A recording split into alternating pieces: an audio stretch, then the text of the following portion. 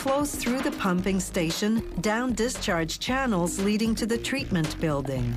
Along the way, it's sprayed with either aluminum sulfate or ferric chloride, two chemical coagulants. They gradually transform phosphorus in the water from liquid to solid so it can be removed later on. Once the water reaches the treatment building, it flows through screens. This preliminary filtration removes any solids larger than 2.5 centimeters in diameter, such things as stones, paper, and plastic.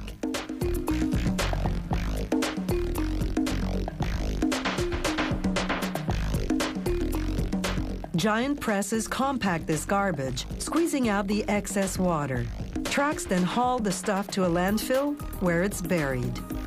The wastewater, meanwhile, flows into large tanks called grit chambers. Grit refers to particles in the water, such as gravel, that are inorganic, meaning they don't decompose or burn. These particles, some as tiny as a grain of sand, gradually settle to the bottom. Then they're pumped out and trucked to the landfill. To remove organic particles, mainly phosphorus, they add a polymer, a type of chemical compound. This demonstration shows what happens. Remember, as the wastewater left the pumping station, it was sprayed with coagulant. That transformed the phosphorus in the water into solid particles. The polymer solution completes the process. It binds those particles, forming what are called flocks, masses of phosphorus that look like snowflakes. They're heavier than water, so they sink to the bottom. And that's exactly what occurs in the plant's clarifier tanks. It takes about 2 hours for the flocks to settle at the bottom, forming a layer of sediment called sludge. A system of rakes and pumps collects the sludge and transfers it to the sludge treatment building.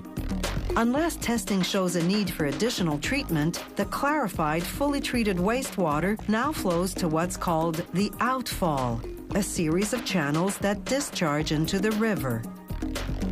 In the sludge treatment building, they spray the wet sludge with another type of polymer.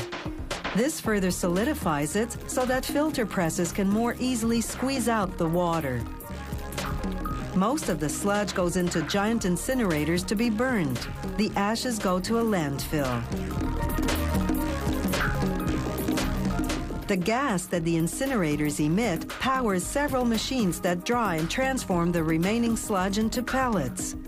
These pellets are sold as organic fertilizer.